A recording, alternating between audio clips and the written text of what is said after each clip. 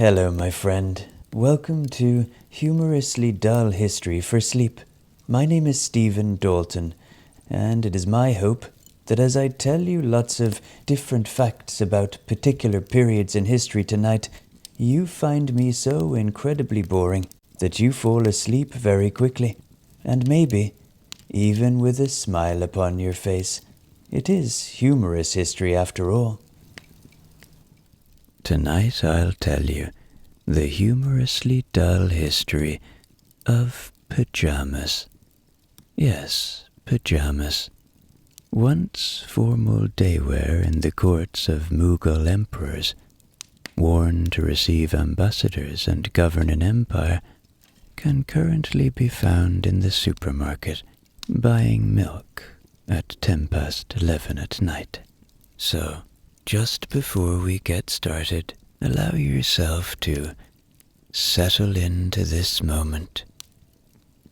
Leave the day that was behind. Feel the support of whatever you lie upon. If your eyes aren't closed yet, allow them to close. Whatever has been, has been. It's history now. Whatever will be, will be. All you have is this moment, and my voice, so allow your curiosity to be a part of this pleasant experience as I tell you the humorously dull history of pajamas. Part 1, in which humanity spends a very long time without pajamas. For reasons that historians have never satisfactorily explained, the history of clothing tends to concern itself almost exclusively with the hours during which people are awake. Books have been written about Roman togas. Entire museum exhibitions have been devoted to medieval cloaks. Scholars have spent distinguished careers debating collars, cuffs, shoes, and hats. Yet, the perfectly reasonable question of what everyone wore to bed has received remarkably little attention. This is especially unfortunate because, for almost all of human history, the answer was wonderfully simple. Whatever happened to be available. To discover the true history of pajamas, therefore, we must begin in a time when pajamas were not merely unfashionable, they were entirely unimaginable. Our story opens somewhere in prehistory.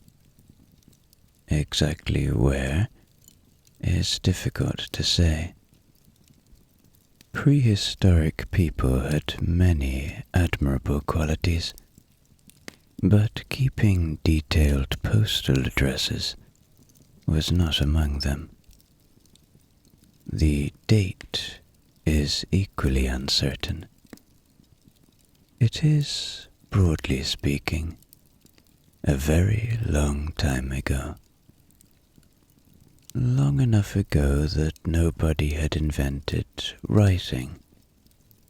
Long enough ago that metal tools remained a distant dream. Long enough ago that asking someone the time would simply have resulted in both of you looking vaguely upwards. Human beings were already remarkably resourceful. They made tools from stone. They discovered how to control fire. They worked together in families and small communities. They crossed rivers, climbed mountains, and gradually spread across enormous parts of the world. Civilization, however, still had a rather ambitious list of improvements waiting to be made. One of these was the mattress. Another was pajamas. Both would require considerable patience. As evening approached, prehistoric families settled down for the night in whatever shelter fortune had provided. Sometimes this was a cave. Sometimes it was a simple structure made from branches, hides, and determination. Determination was an important building material for much of history. It compensated for a surprising lack of, everything else. The popular image of cavemen living permanently inside caves is, of course, only partly true. Many prehistoric people never lived in caves at all. A cave was an excellent place to live if you happened to have one nearby. If not, one simply had to become rather more imaginative. This was mildly inconvenient. One cannot simply order a cave. Even today, they remain frustratingly difficult to assemble. The evening itself was probably rather familiar. The fire was kept alive. Food was shared. Tools might be repaired. Someone would undoubtedly tell the same story they had already told at least 14 times before. Every family appears to have had one. Perhaps it concerned an unusually large mammoth. Perhaps it became slightly larger with each retelling. Human beings have always enjoyed improving perfectly good stories. Eventually, someone yawned. This ancient signal appears to have changed very little over the millennia. It remains humanity's polite way of announcing that any further conversation is becoming increasingly optimistic. The group settled down. Children fell asleep first. Adults followed not long afterwards. Someone snored. Some traditions require no invention whatsoever. What they did not do was excuse themselves for a few moments in order to change into something more comfortable. There was nothing to change into. The entire concept would have seemed wonderfully unnecessary. If you owned clothing at all, it had already demanded a considerable investment of time and effort. Animal hides did not prepare themselves. Threads did not politely appear. bone needles, once eventually invented, still required someone patient enough to stitch everything together by hand. The idea of producing an entirely separate outfit whose sole responsibility was accompanying unconsciousness would have struck most prehistoric people as extravagantly optimistic. They had considerably bigger concerns, such as tomorrow. Tomorrow might involve finding food. It might involve avoiding becoming somebody else's food. History has always been wonderfully balanced in that respect.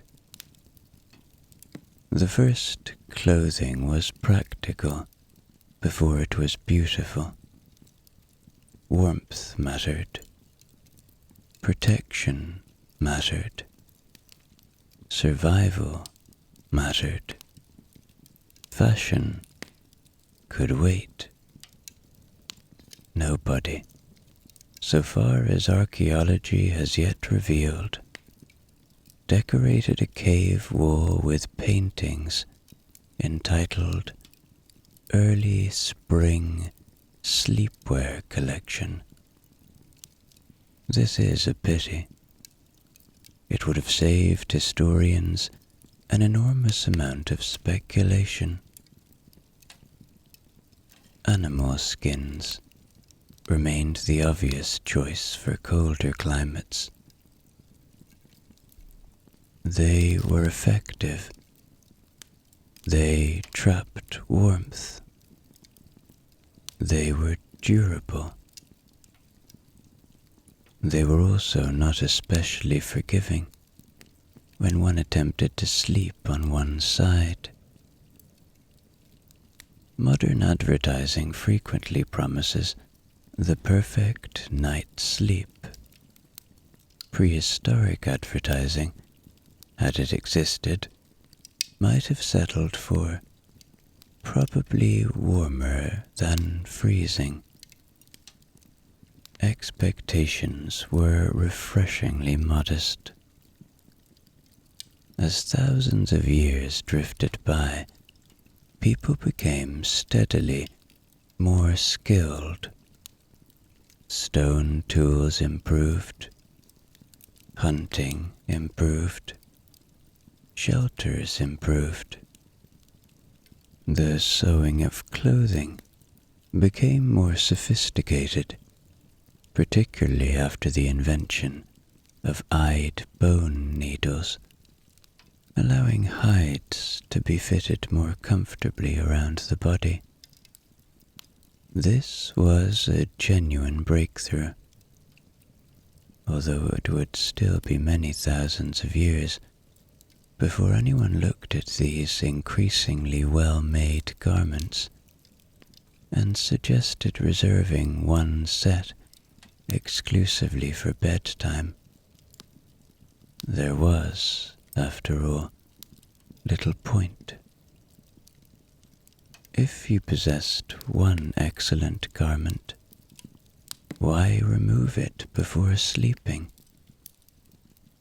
You would only have to put it back on again in the morning.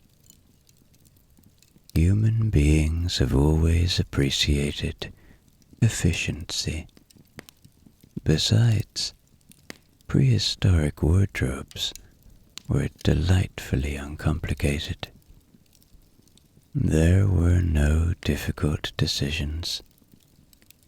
No standing thoughtfully before a collection of 27 shirts, while quietly concluding that there was somehow nothing to wear.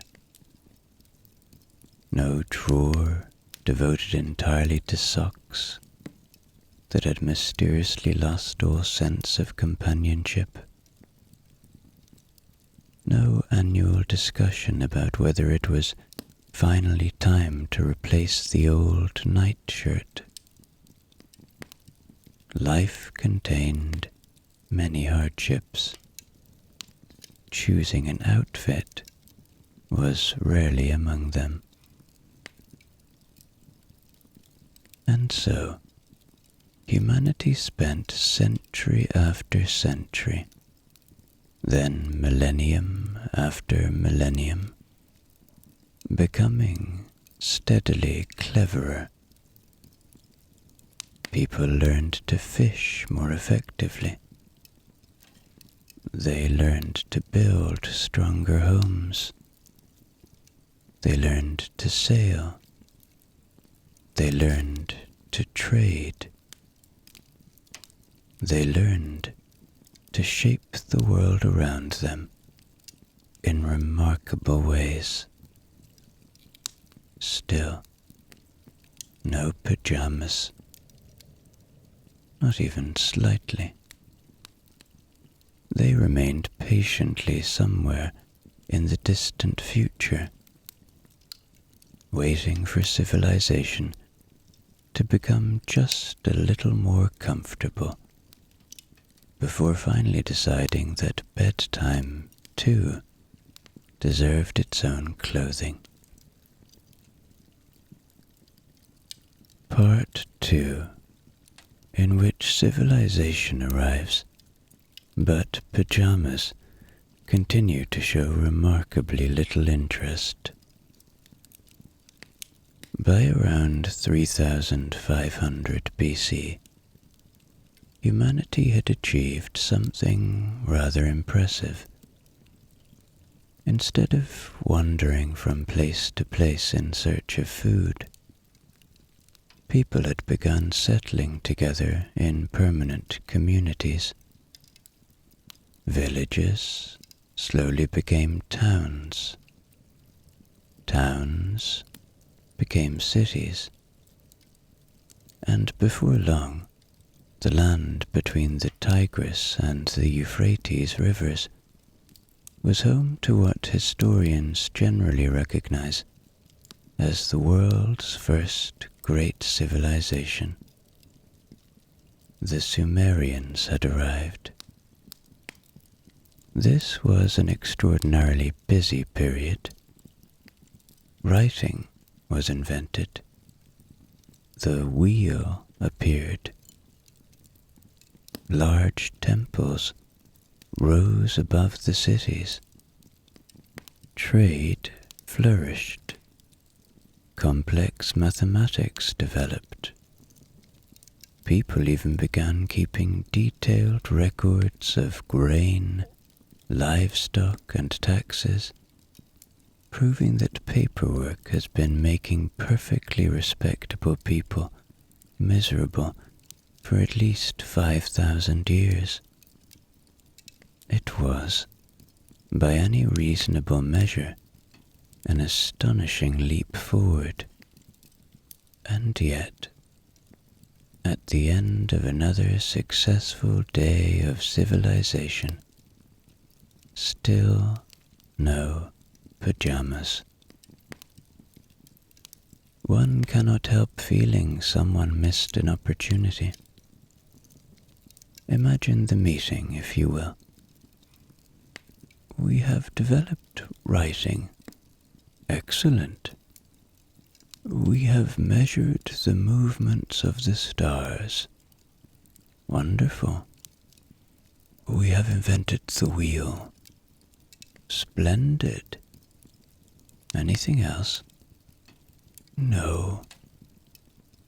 Nobody raises a hand.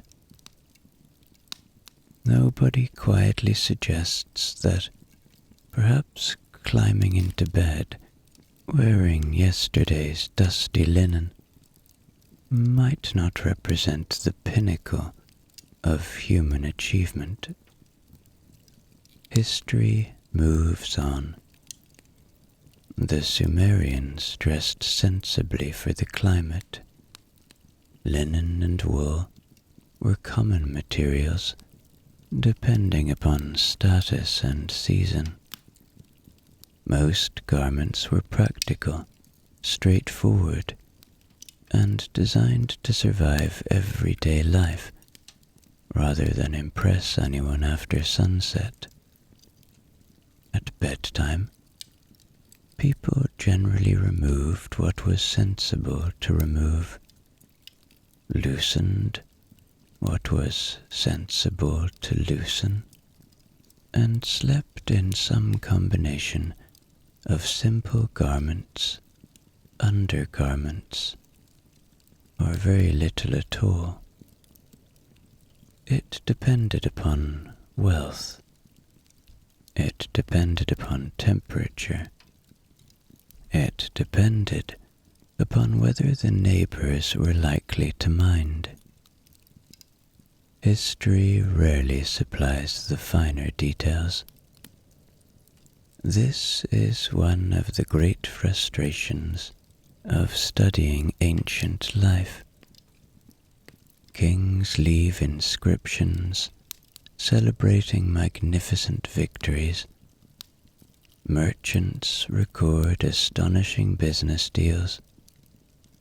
Priests describe elaborate religious ceremonies.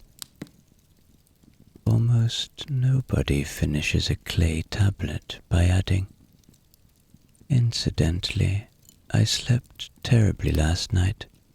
The blanket kept slipping off." It would have been wonderfully useful. Archaeologists, one suspects, would have appreciated the honesty. As cities became wealthier, clothing naturally became more sophisticated. Better weaving techniques produced finer fabrics. Tailors became increasingly skilled. People developed an eye for fashion. This was entirely predictable. The moment civilization has enough spare time, someone invariably decides another person's clothing is unacceptable. It has remained one of humanity's favorite hobbies ever since. Even so, nobody appears especially concerned about what happened after bedtime. Daytime clothing was important. Ceremonial clothing was important. Religious clothing was important. Royal clothing was extremely important. Sleepwear, however, remained almost aggressively ordinary. It had not yet occurred to anyone that sleeping might benefit from its own dedicated outfit. Perhaps they were simply too busy inventing civilization. One must establish laws before worrying about drawstrings. The great cities continued to grow. Children were born. Empires expanded. Generations came and went. Entire dynasties rose and disappeared into history. Thousands upon thousands of evenings ended in exactly the same way. Someone yawned. Someone stretched.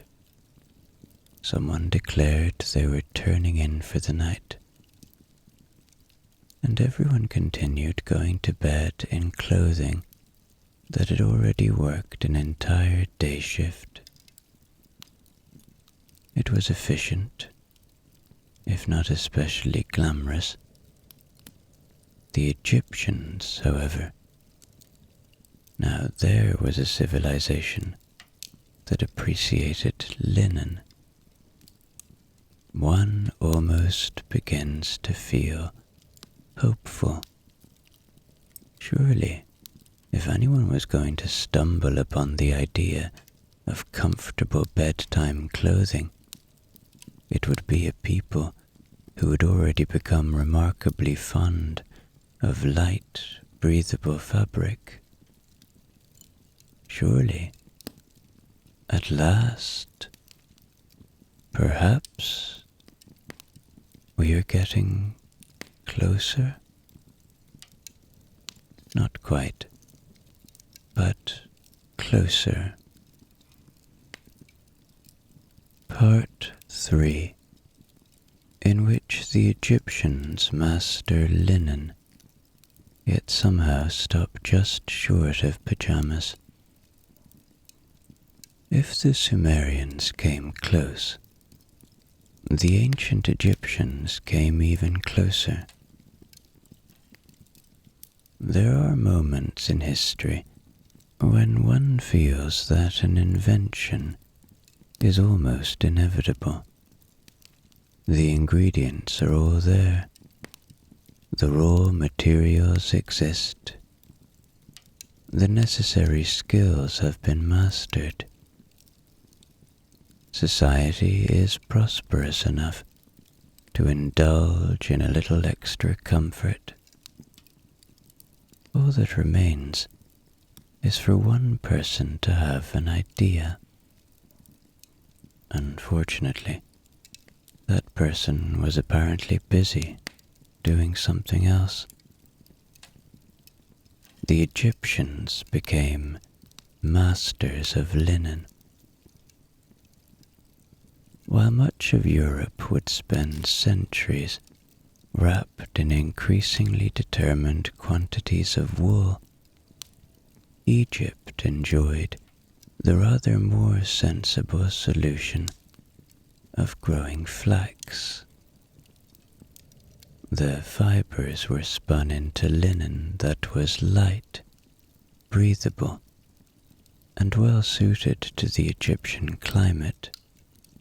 It was comfortable, practical, and, for those who could afford the finer examples, surprisingly elegant. If history had been following a sensible script, pajamas would have appeared here. They did not. Instead, Egyptians continued doing what humanity had always done. When bedtime arrived, they adjusted what they were already wearing, removed what was no longer necessary, and went to sleep. It is a surprisingly recurring theme. One begins to admire their consistency. Egyptian artists left us thousands of paintings showing everyday life. We see farmers harvesting grain, scribes patiently recording accounts, fishermen casting their nets, musicians entertaining guests, noblemen hunting birds among the reeds, and cats looking faintly unimpressed by the entire civilization. Cats, it seems, reached emotional maturity remarkably early. Curiously, very few artists appear to have felt inspired to paint someone wandering around the house before bed, wondering where they had left their favorite sleeping tunic. This is disappointing. Not because it would have changed history, simply because it would have made this chapter considerably easier to write. The wealthy owned several changes of clothing. This was one of the many advantages of being wealthy. Another was not having to carry heavy things yourself. If you possessed several linen garments, You could certainly choose a cleaner one before retiring for the evening. Whether this technically counts as sleepwear is another matter. Changing into cleaner clothing before bed is not quite the same as owning clothing designed specifically for sleeping. It is rather like using the dining room chair as somewhere to place yesterday's washing. It works, but one suspects the chair had originally been intended for another purpose. The poor, meanwhile, were rarely troubled by such decisions. When you own very little clothing, deciding what to wear to bed requires remarkably little thought. You simply continue wearing the clothing you already possess. Some historians have suggested that ancient people were tougher than we are today. There may be some truth in that. They certainly complained less in writing. Then again, very few surviving clay tablets begin with the words, "Dear Diary, I slept terribly because my linen kept twisting around my left leg." Had more ancient people kept such records, historians might possess a much richer understanding of domestic life. Instead, we know a great deal about taxation. History has always had unusual priorities. The Egyptian bed itself was gradually becoming more sophisticated. Simple wooden frames appeared. Some wealthier households even slept raised above the ground, rather than directly upon mats. This represented genuine progress. It also meant that getting out of bed became fractionally less embarrassing. Standing up gracefully from the floor has never been one of humanity's most dependable skills. One imagines there was a noticeable reduction in involuntary grunting, perhaps civilization's greatest achievement. As the centuries drifted peacefully onwards, Egypt flourished. Dynasties rose, dynasties fell, pyramids appeared, temples grew larger, trade expanded across distant lands, linen became finer, furniture improved, jewelry became increasingly elaborate. Remarkably, still no pajamas. Humanity was becoming extraordinarily accomplished at almost everything except inventing dedicated bedtime trousers. Fortunately, there were still several thousand years left in which to correct this oversight. Part 4, in which pajamas finally arrive, though they are blissfully unaware of their future.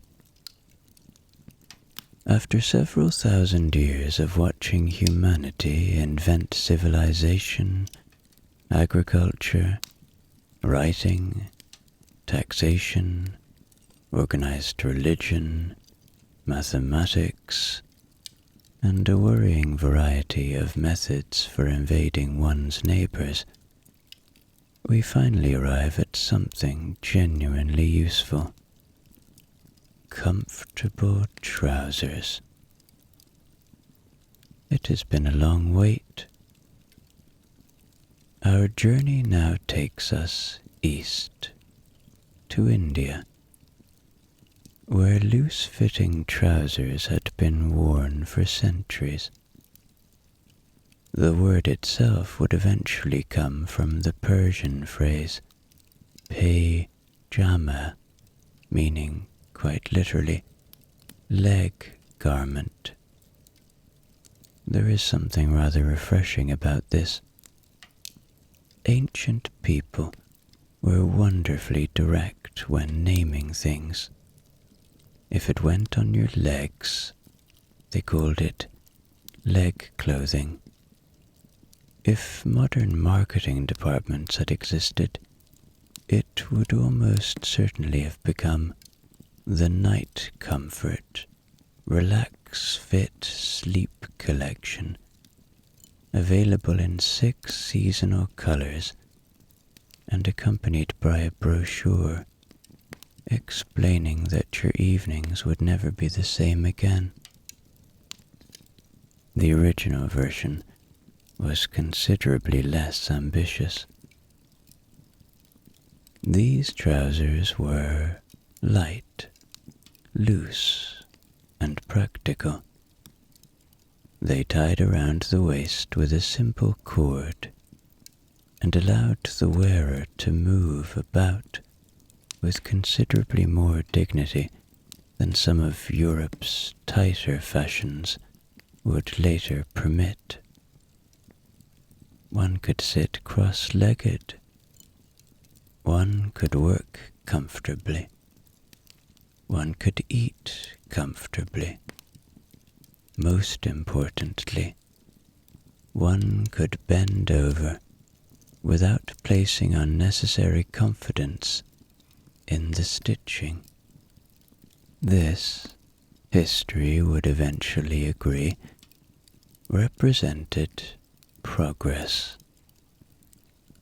Curiously, they were not invented for sleeping. History has an annoying habit of doing this. One waits 4,000 years for pajamas to appear, only to discover that they aren't actually pajamas at all. They were everyday clothing. Comfortable everyday clothing, admittedly, but everyday clothing nevertheless. It is rather like waiting for the history of umbrellas, only to discover that the first umbrellas were mostly intended to keep the sun off. History enjoys these little practical jokes. In India, however, comfort had already become something of an art form. Cotton had been cultivated there for thousands of years, while much of Europe continued wrapping itself in wool of varying enthusiasm.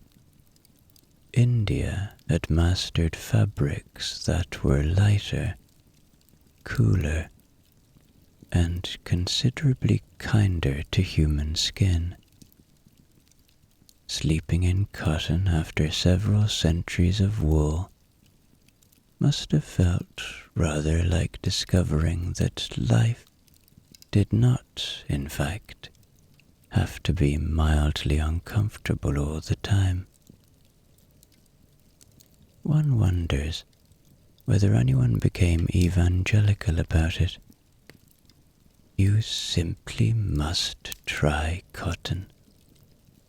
No, thank you. I rather enjoy sleeping inside what feels like an elderly sheep.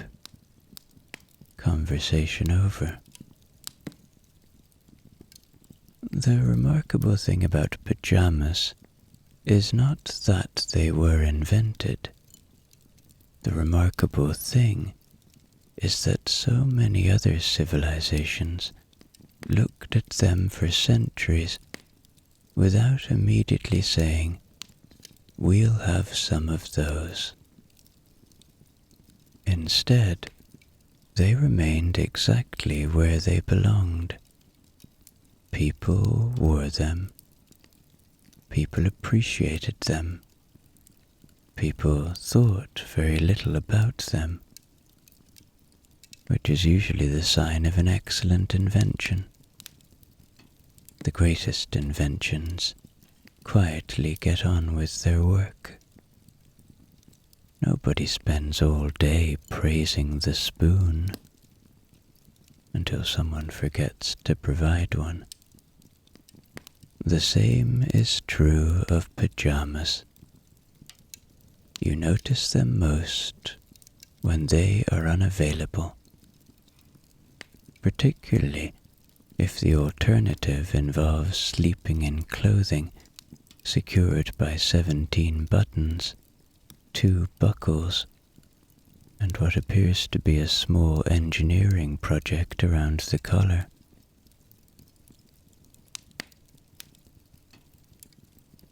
Europe, meanwhile, continued confidently dressing for bed in long shirts, linen garments, and whatever else happened to be available. There is no evidence that anyone was particularly unhappy about this arrangement, although history has a frustrating tendency to record military campaigns in exquisite detail, while remaining strangely silent on whether anyone found their sleeves irritating during the night. One imagines they did. Sleeves have a way of becoming surprisingly active after midnight, especially when one is attempting to turn over. Buttons, too, become unexpectedly determined. There is no button quite so difficult to undo as the one you have absolutely no reason to be undoing in the first place. Fortunately for Europe, help was on its way. It would arrive, as so many things eventually did, through trade, travel, and the British Empire. Like tea, except with considerably more drawstrings. Part 5, in which the British discover that the Indians have been right all along. By the 18th century, the British Empire had developed a remarkable talent for traveling to distant corners of the world and discovering that the local population had often solved life's smaller problems centuries earlier. One such place was the Indian subcontinent. It is an immense land, stretching from the snow-covered peaks of the Himalayas in the north to the warm waters of the Indian Ocean in the south.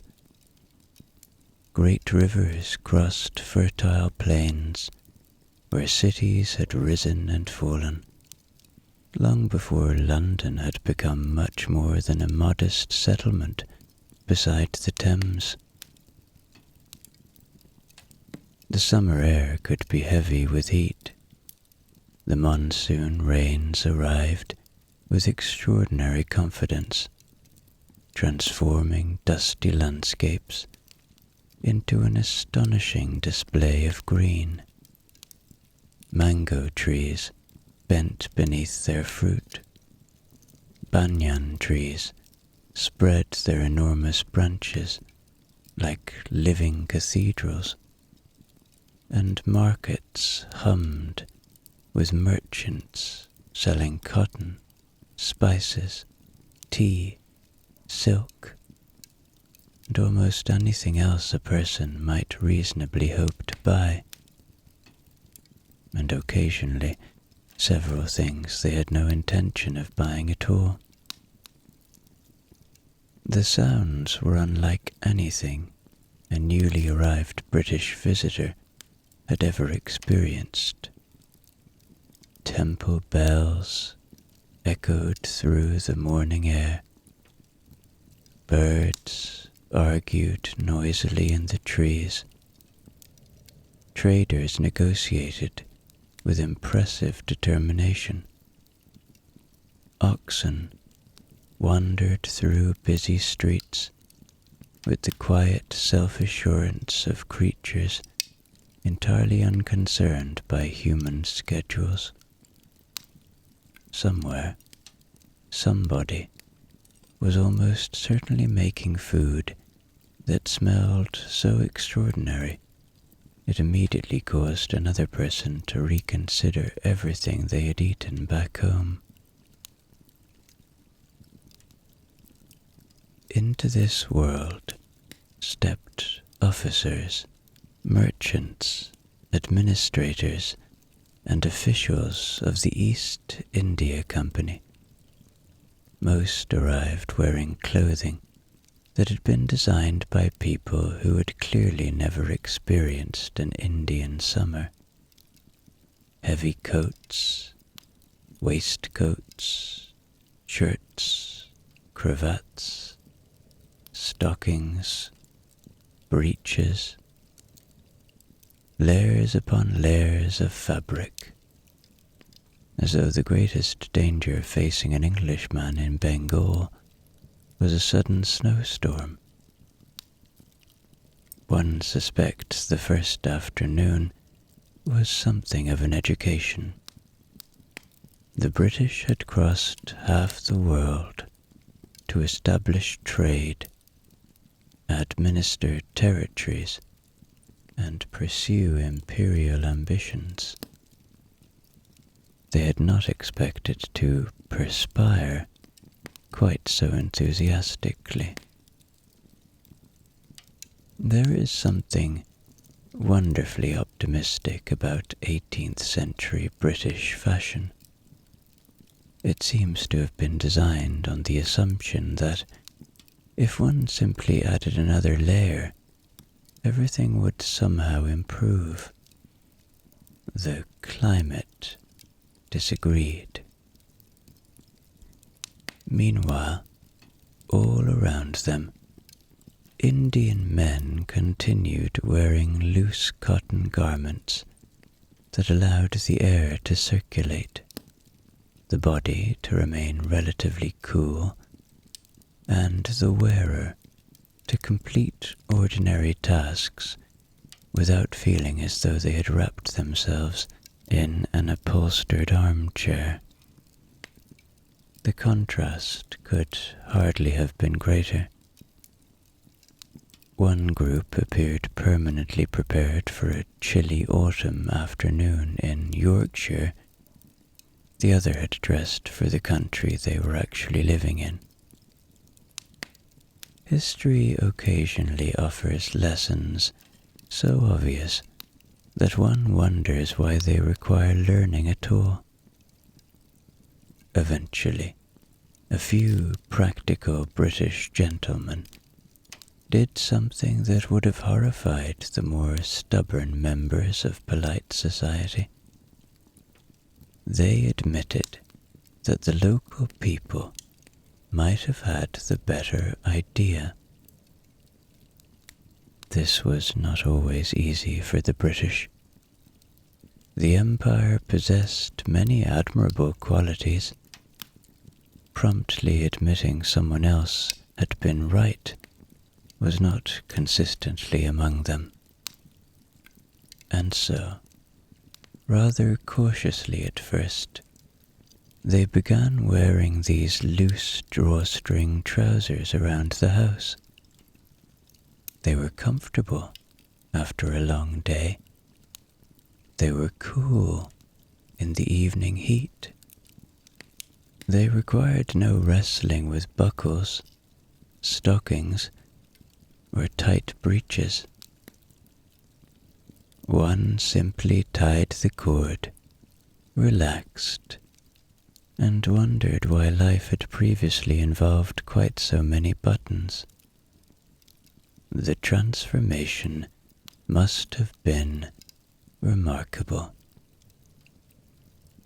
A gentleman who had spent the afternoon dressed as though attending an audience with the king could, by evening, be wandering about in garments that were so comfortable they almost felt improper. Not improper enough to stop wearing them, of course. Merely improper enough to avoid mentioning them too loudly in certain company. The pajamas had begun their quiet conquest. They did not arrive with fanfare. They did not announce themselves as the future of bedtime. They simply waited patiently, while increasingly sensible British men discovered that, after a day spent arguing about trade, taxes, and the affairs of empire, there was something deeply satisfying about changing into a pair of loose cotton trousers and wondering why one had not done so years earlier. Part 6, in which the Victorians encounter a perfectly good pair of trousers and immediately begin improving them. By the middle of the 19th century, increasing numbers of British gentlemen were returning home from India with a curious addition to their luggage. Not jewels, not priceless manuscripts, not exotic animals. Those were considerably more difficult to fit into a suitcase. No, they brought back trousers. Exceptionally comfortable trousers. One imagines the scene in a respectable London townhouse. My dear, I'm home. Welcome back. How was India? Hot. I expected as much. They have extraordinary cities. How wonderful. And these trousers. The cities? No. The trousers. It is difficult to overstate how unusual this must have sounded. The British had travelled to one of the oldest civilizations on earth, encountered magnificent architecture, astonishing engineering, languages older than most European kingdoms, and some of the finest textiles ever woven, and returned talking exclusively about trousers. History occasionally has its priorities in a rather curious order. At first, these garments remained a private pleasure. A gentleman might disappear upstairs after dinner, dressed in every imaginable layer of respectable Victorian clothing. An hour later, he would emerge wearing loose cotton pajamas and looking considerably happier with the direction his evening had taken. Nobody likes to admit that a pair of trousers has improved their quality of life. It somehow lacks grandeur. People are much happier claiming it was philosophy, or travel, or personal growth. Very few memoirs contain the sentence, "The turning point came when I discovered a drawstring," which is a pity. Some of them would have been much shorter. The Victorians naturally admired the garment they also admired altering it. This was one of their favorite pastimes. If something worked perfectly well, they regarded it less as a finished product and more as an exciting opportunity. The original Indian pajamas had displayed admirable restraint. They knew exactly what they were: loose cotton trousers, nothing more, nothing less. The Victorians found this slightly unsettling. There had to be something else. A jacket, perhaps? Matching, naturally. A color. Definitely a color. One has never entirely understood the Victorian relationship with colors. There seemed to be an almost spiritual belief that if something could be fitted with one, it probably should be. Shirts had collars, coats had collars. Even sleeping, it appeared, might benefit from a collar. One rather suspects the pajamas themselves would have preferred not to comment. Buttons began appearing. Decorative piping followed. Embroidery was suggested. Someone, somewhere, undoubtedly proposed tassels before being talked out of it by a calmer colleague. Not every bad idea reaches the production stage, thankfully. The Indian tailor who had first stitched together a simple pair of drawstring trousers would almost certainly have recognized the garment. He might, however, have wondered why it appeared to have attended finishing school. The British had not ruined the pajamas. Far from it. They had simply done what they always did, taken an elegantly simple idea and politely complicated it. To be fair, they complicated almost everything. Tea somehow acquired rules. Dinner acquired rules. Visiting friends acquired rules. Leaving friends acquired even more rules. It was only a matter of time before bedtime developed regulations of its own. By the 1870s and 1880s, fashionable gentlemen increasingly regarded pajamas as the modern alternative to the traditional nightshirt. This was no small change.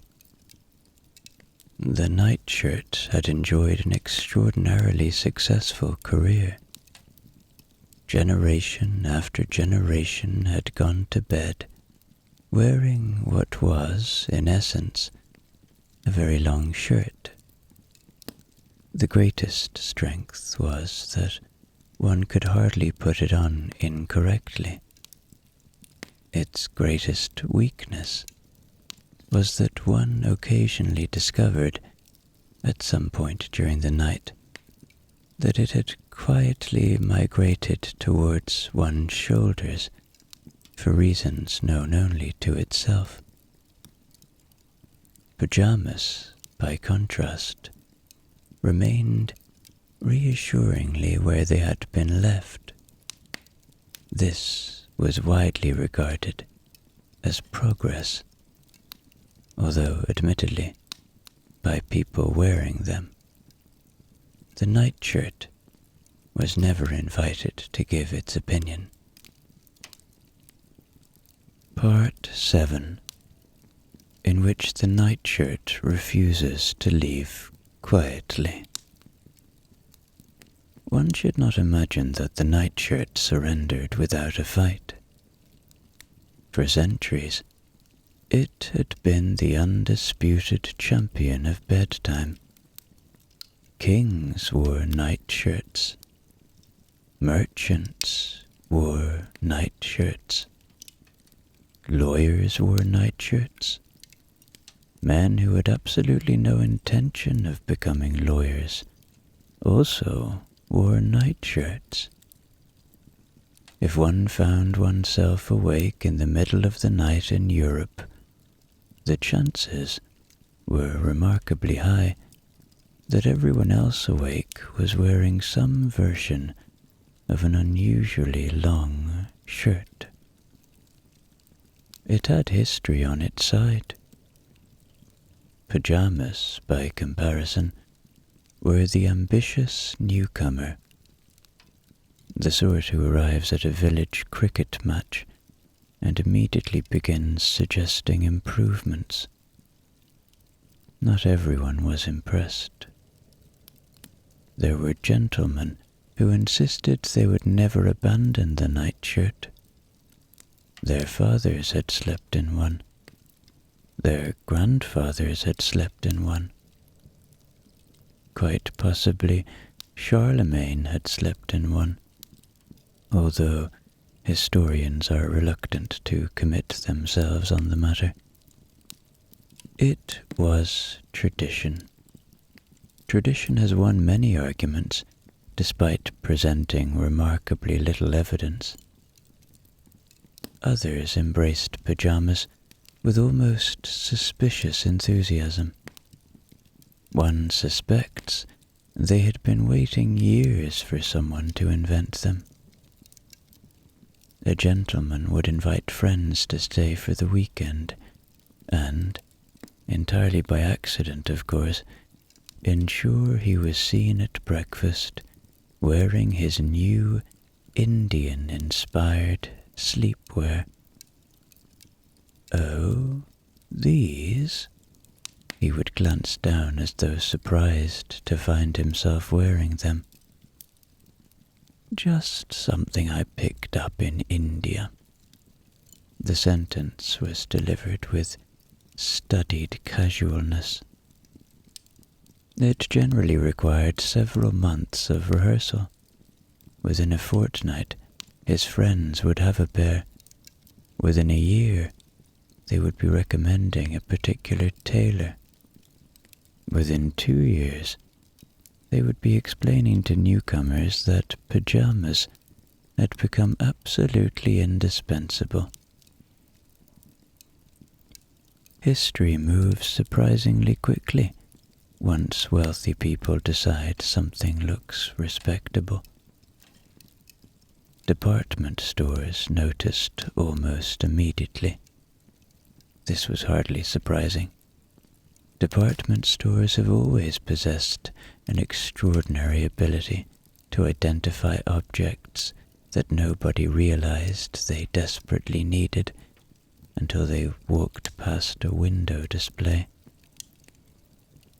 A gentleman who entered intending to purchase handkerchiefs might leave with a dressing gown, slippers, 3 pairs of pajamas, and a growing suspicion that his current bedroom was no longer fashionable. He would return home, having spent considerably more than intended. Some traditions are timeless. Advertisements soon appeared promising elegance, refinement, and the perfect night's sleep. This was optimistic. Pajamas could do many things. They could not prevent one's neighbor from beginning to play the violin at 6:30 in the morning, nor could they persuade a baby to sleep. Manufacturers occasionally hinted otherwise. As demand increased, the range became ever more elaborate.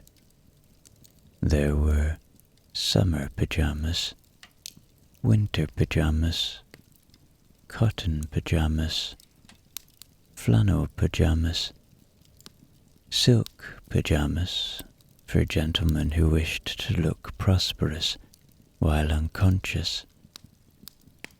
One cannot help admiring the confidence. Very few people are awake long enough to appreciate luxury sleepwear. Indeed, the ideal outcome is that nobody appreciates it for several hours. Nevertheless, expensive pajamas sold remarkably well. The Victorians had discovered an important truth.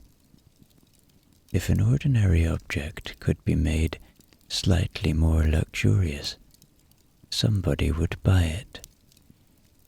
If it could be made considerably more luxurious, somebody else's neighbor would buy it.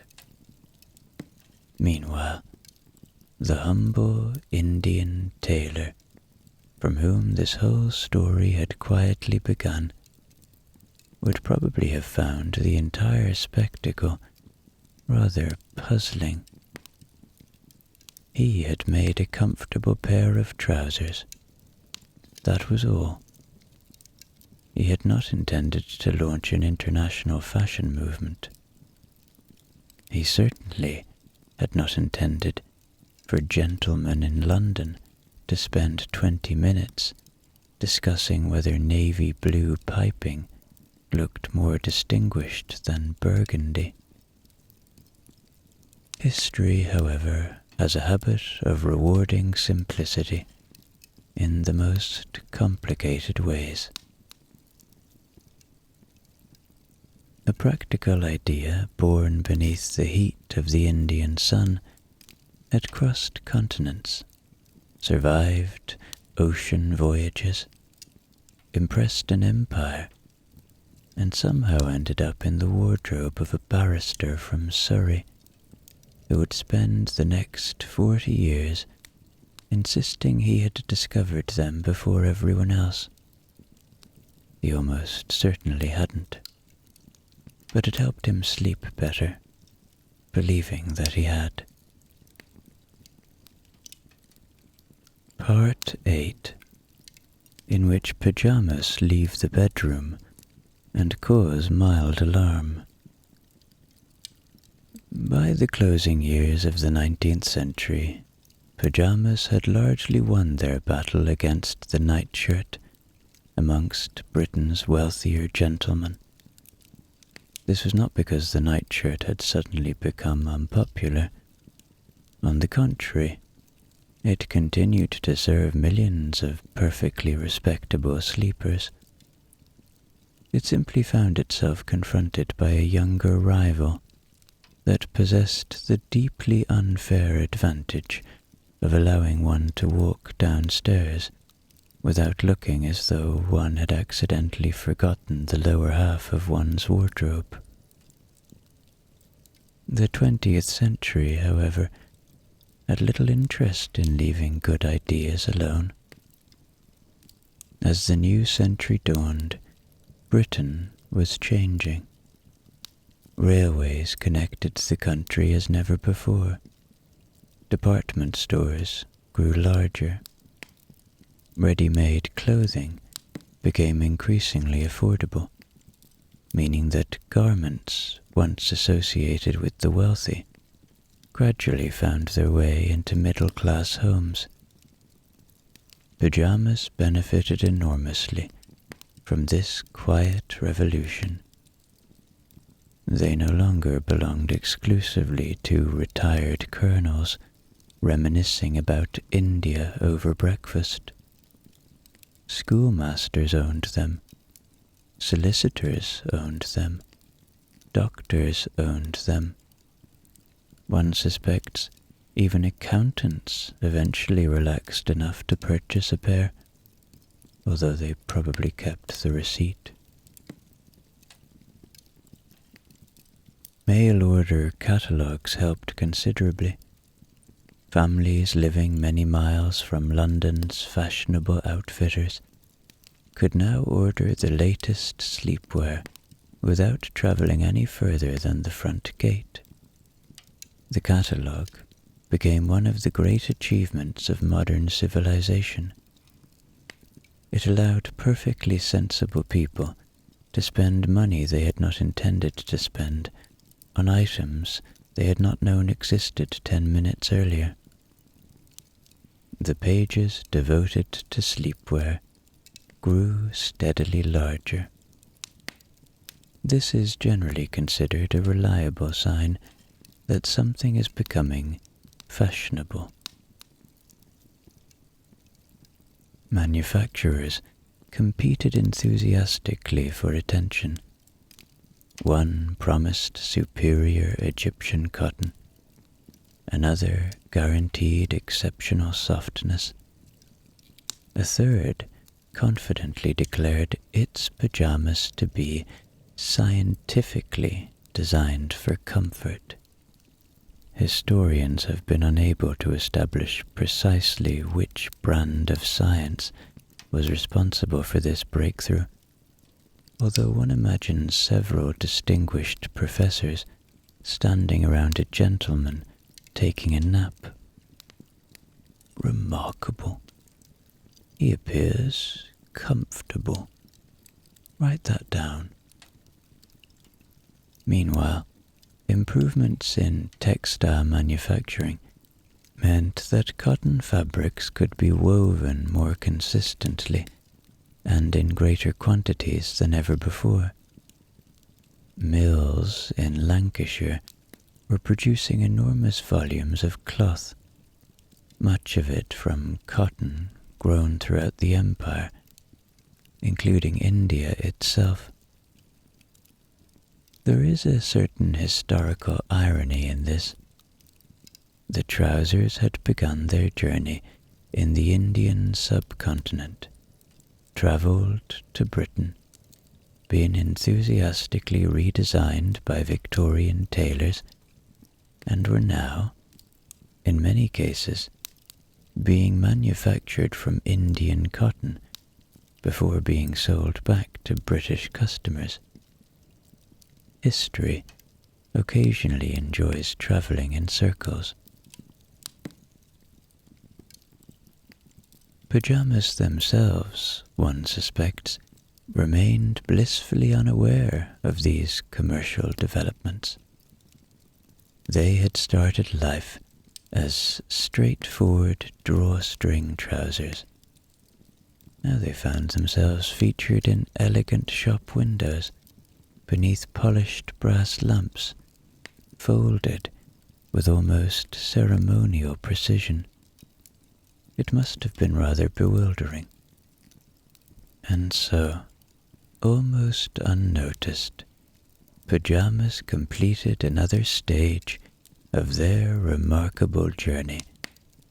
They were no longer a curiosity from India, nor merely a fashionable novelty for adventurous gentlemen. They had become an ordinary part of everyday British life. The truly extraordinary thing was not that people had begun wearing pajamas. It was that, after several thousand years of sleeping perfectly happily without them, people were now beginning to wonder how anyone had ever managed. Part 9, in which Hollywood discovers that even sleep can be glamorous. By the 1920s, pajamas had settled comfortably into British life. They had achieved that rare distinction enjoyed by only the most successful inventions. Nobody talked about them very much anymore. The wheel had experienced something similar. One rarely hears a conversation begin, "You'll never guess what I saw today." What? A wheel? Pajamas had reached the same happy state of quiet acceptance. Then, America happened. The United States had entered the 20th century with enormous enthusiasm and very little intention of doing anything by halves. Cities grew upwards. Cars became faster. Jazz became louder.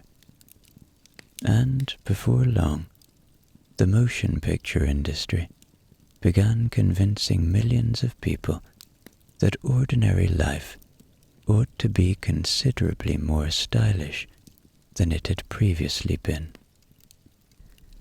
This proved exhausting for everyone else.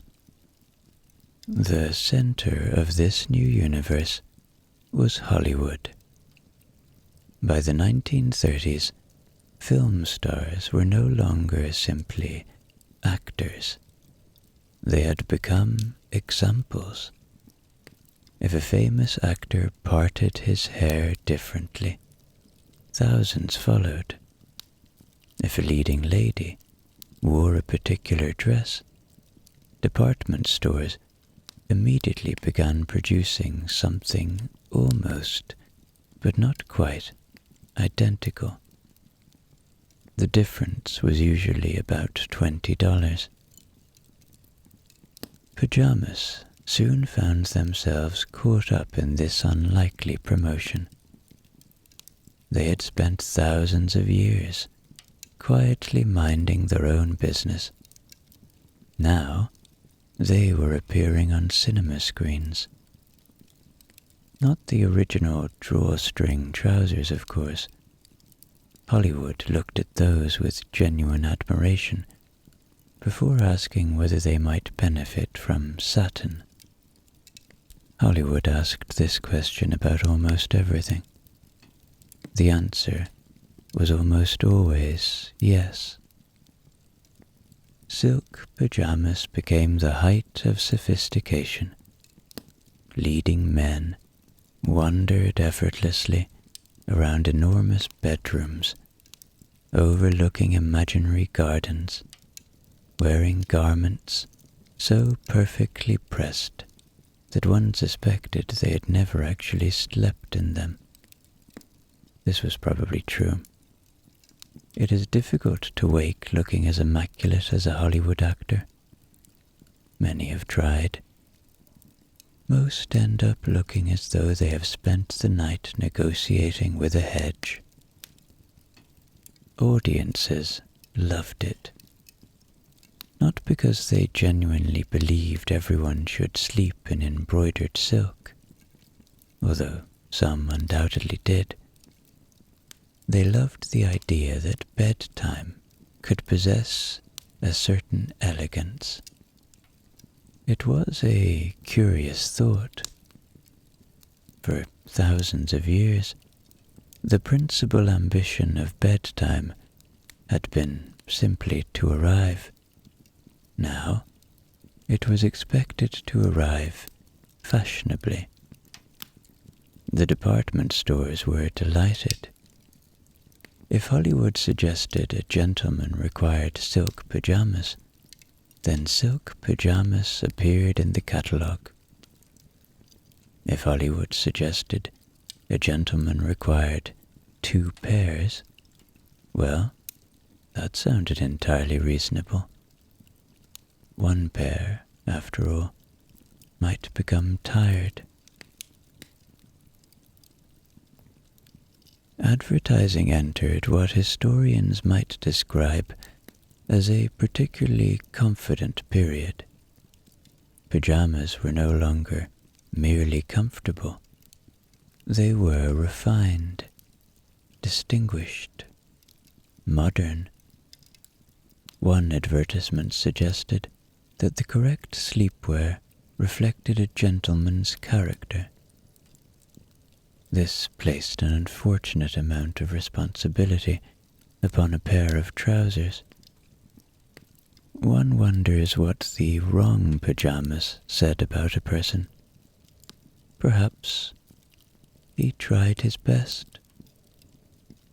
Meanwhile, back in Britain, ordinary families continued buying sturdy cotton pajamas that were expected to survive years of washing, mending, and being handed down to younger brothers who had absolutely no interest in receiving them.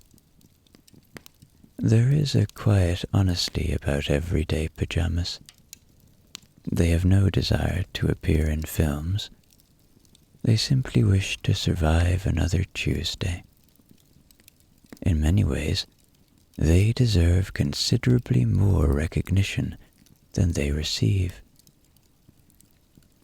After all, while Hollywood was busy convincing audiences that everyone should sleep in luxurious silk, millions of ordinary pajamas were getting on with the job for which they had always been intended: comfort. It is not the most glamorous word in the English language.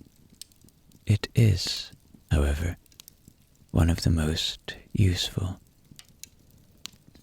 Somewhere, one imagines, the original inventor of the drawstring looked down upon the whole affair with quiet satisfaction, or perhaps mild confusion. He had merely invented a comfortable pair of trousers. He could hardly be blamed for what Hollywood did next. Part 10, in which the world goes to war, but pajamas quietly carry on. The year was 1939. This was, historians generally agree, not an especially relaxing time to be alive. The Second World War would touch almost every aspect of daily life. Food was rationed, petrol was rationed, clothing was rationed, holidays became rather less frequent. Even the simple act of putting the kettle on occasionally required more planning than anyone would have preferred. Remarkably, pajamas carried on.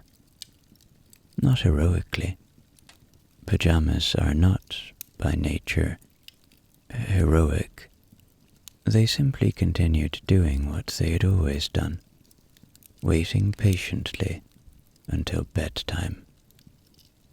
In Britain, clothing rationing was introduced in June 1941. Every citizen received a clothing book containing coupons. Shirts required coupons, dresses required coupons, socks required coupons. A new suit required rather a lot of coupons. One rather imagines the coupons themselves became quite self-important. "Without me," one might have whispered from inside a gentleman's wallet, "you'll be wearing that jacket for another year." It was probably right. The government encouraged people to buy fewer garments, repair what they already owned, and waste as little fabric as possible. The slogan, "Make, do, and mend," became part of everyday life. Trousers were patched, sleeves were shortened, buttons were rescued from garments that had long since accepted retirement. Buttons have always enjoyed surprisingly secure employment. Entire shirts disappeared. The buttons somehow survived. Pajamas were no exception. A perfectly respectable pair might begin life belonging to the father of the household, spend several years in faithful service before becoming work pajamas, then find themselves shortened slightly for an older son, before finally ending their career as polishing cloths in the garage. It was an honourable retirement. Not not every garment was so fortunate. Manufacturers also had to adapt. Less fabric meant simpler designs. Decorative details quietly disappeared. There was little appetite for elaborate embroidery when the nation was rather more concerned with ships in the Atlantic and aircraft over Europe. History has a curious way of deciding what really matters. Piping, it turned out, could wait. Comfort, however, could not. After long days in factories, on farms, in offices, and, for many, in military service, returning home and changing into pajamas remained one of life's smaller pleasures. Nobody wrote great speeches about it.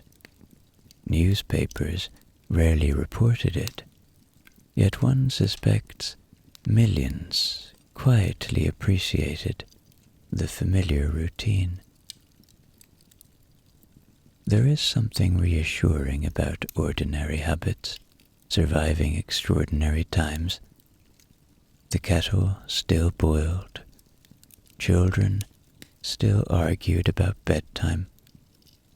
Someone, somewhere, was still insisting they weren't tired, despite yawning so enthusiastically they almost swallowed the evening. Human nature remained reassuringly consistent. Children's pajamas also became increasingly common during these years. Manufacturers had been producing them for decades, but the 20th century saw dedicated sleepwear for children become much more widespread. Practicality usually won the argument. Mothers appreciated garments that stayed where they were supposed to stay. Children appreciated almost anything that delayed being told to hurry up. This rarely worked. Bedtime has never negotiated particularly well. One suspects every generation of parents has spoken exactly the same sentence. It's time for bed. Equally, every generation of children has produced exactly the same reply. I'm not tired. The evidence to the contrary was frequently visible from several rooms away. By 1945, the war was finally drawing to a close. Britain emerged victorious, exhausted and facing the enormous task of rebuilding. Clothing rationing, however, did not disappear overnight. In fact, it continued until 1949, much to the disappointment of people who had imagined peace might also mean buying a new jumper without consulting a booklet. History occasionally takes its time. Gradually the coupons vanished. Shops filled once more. Choice returned. Fabrics improved. Colors reappeared. Some pajamas had served with remarkable distinction. They had survived years of washing, mending, younger brothers, and enthusiastic family dogs. Experts believe that many of these pajamas eventually wore out. This is widely regarded as one of history's less controversial conclusions. And so the humble pajama entered the 1950s, having achieved something rather extraordinary. It was no longer an exotic curiosity from India, nor a fashionable novelty for wealthy Victorian gentlemen. It had become something far more impressive. It had become ordinary. Part 11, in which pajamas become increasingly colorful, slightly ridiculous, and unexpectedly festive. By the 1950s, Britain was beginning to breathe again.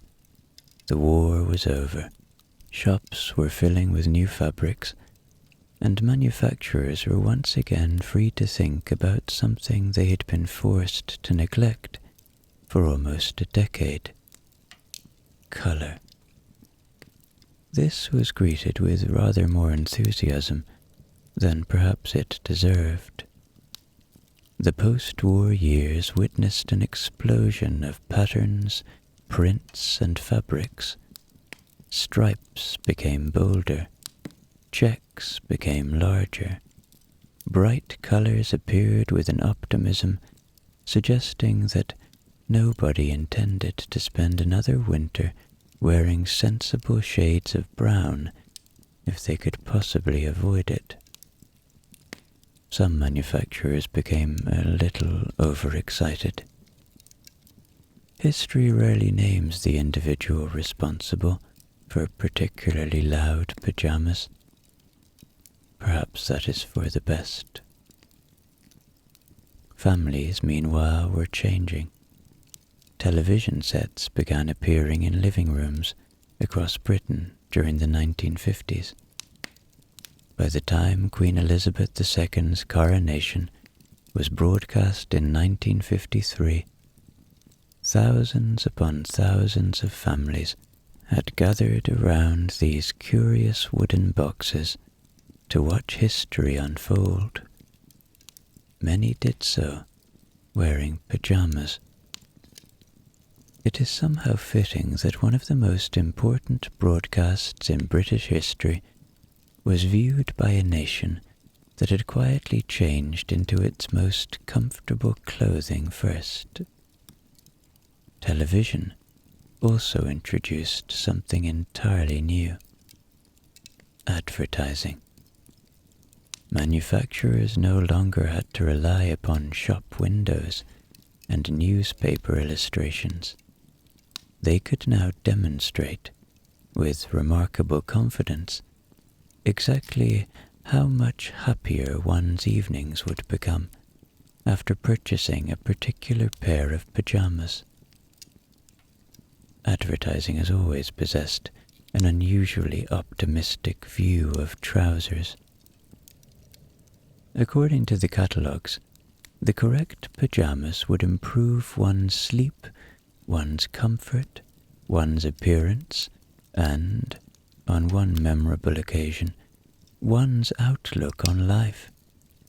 This seemed an ambitious amount to ask from cotton. Department stores expanded their sleepwear departments accordingly. Wool remained popular during colder months. Cotton continued to dominate everyday sleepwear, and new synthetic fibers such as nylon and later polyester began appearing in garments throughout the 1950s and 1960s. These modern materials were praised for being easy to wash, quick to dry, and wonderfully practical. They were also occasionally capable of generating enough static electricity to suggest the wearer had spent the evening arguing with a thunderstorm. Progress is rarely perfect. Children's pajamas underwent perhaps the most dramatic transformation of all. Sleepwear was no longer expected merely to be practical. It was expected to be entertaining. Storybook characters appeared, cowboys appeared, rockets appeared, animals appeared in astonishing numbers.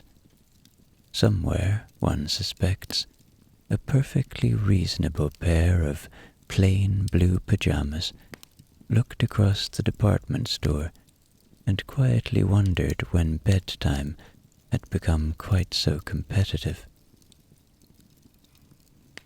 Licensed characters soon followed, children's television programs discovered that if a young viewer admired a particular hero at 7 o'clock in the evening, there was every chance they might wish to wear that same hero to bed at night.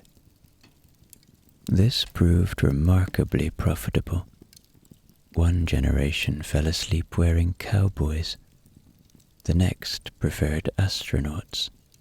Then came superheroes. Occasionally, dinosaurs.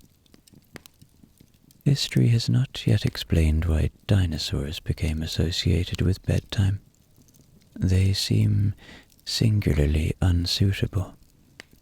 The average Tyrannosaurus rex gives every impression of somebody who ought to remain awake.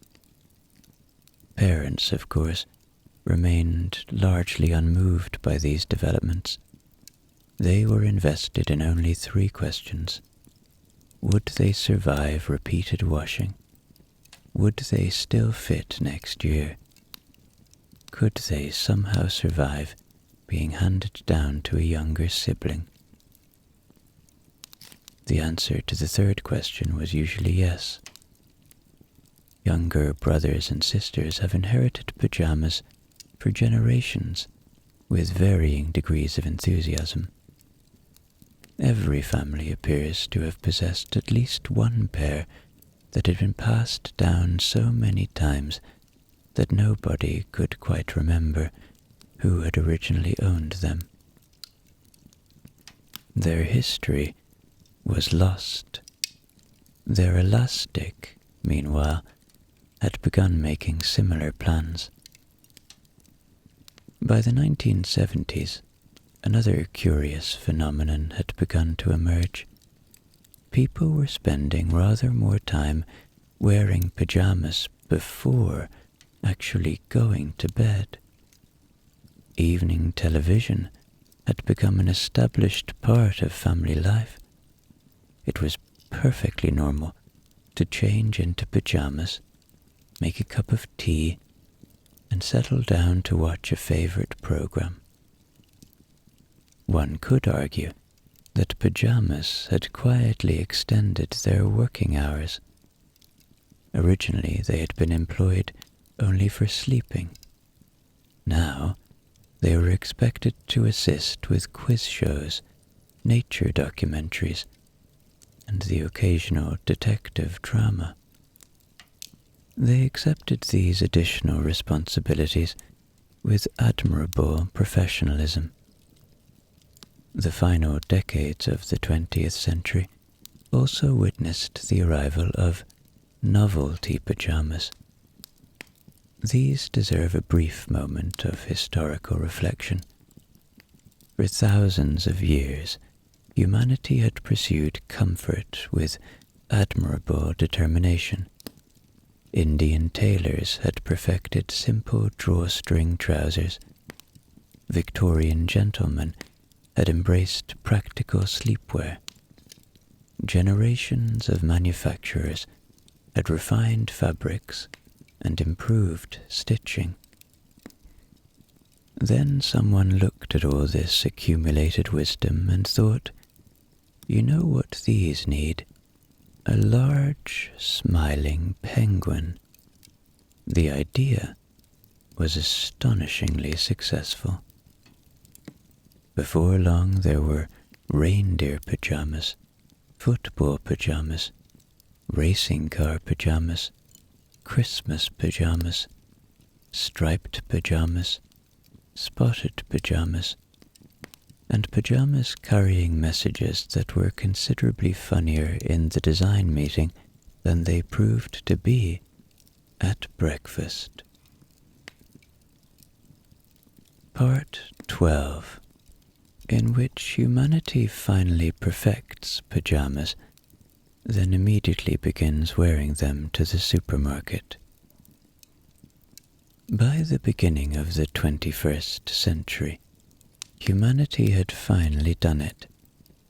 After thousands of years of sleeping in animal skins, rough wool, long shirts, improvised garments, and anything else that happened to be lying within arm's reach, we had perfected pajamas. They were softer than ever before, lighter than ever before, warmer when they needed to be, cooler when they needed to be.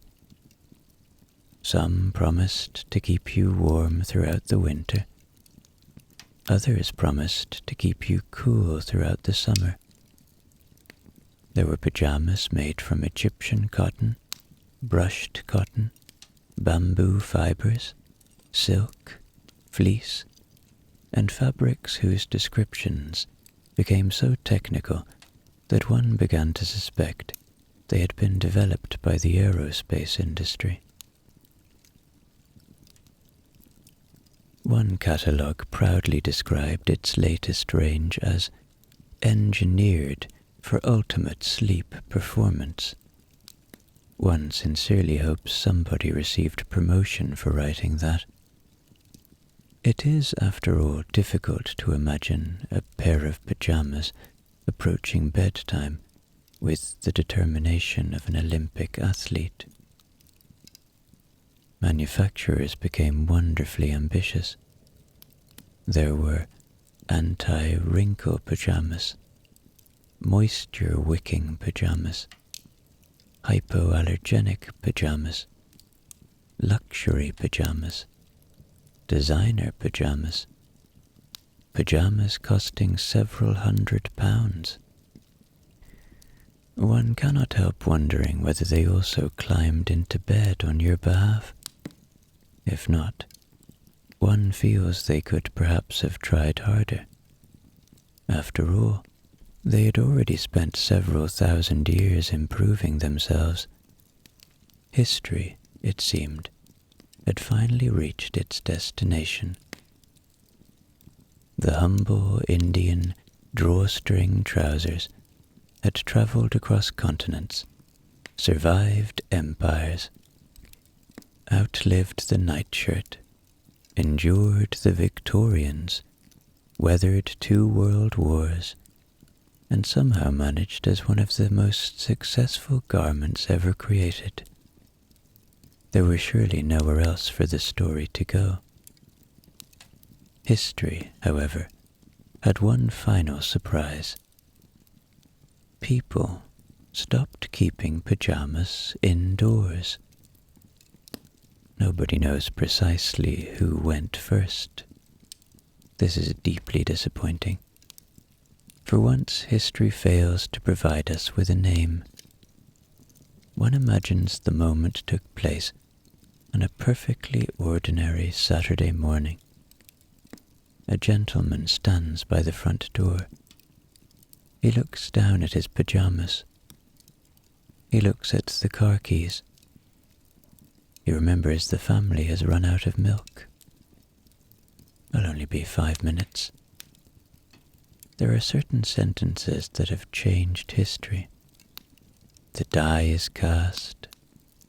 One small step for man. I'll only be 5 minutes. He leaves the house. Nothing happens.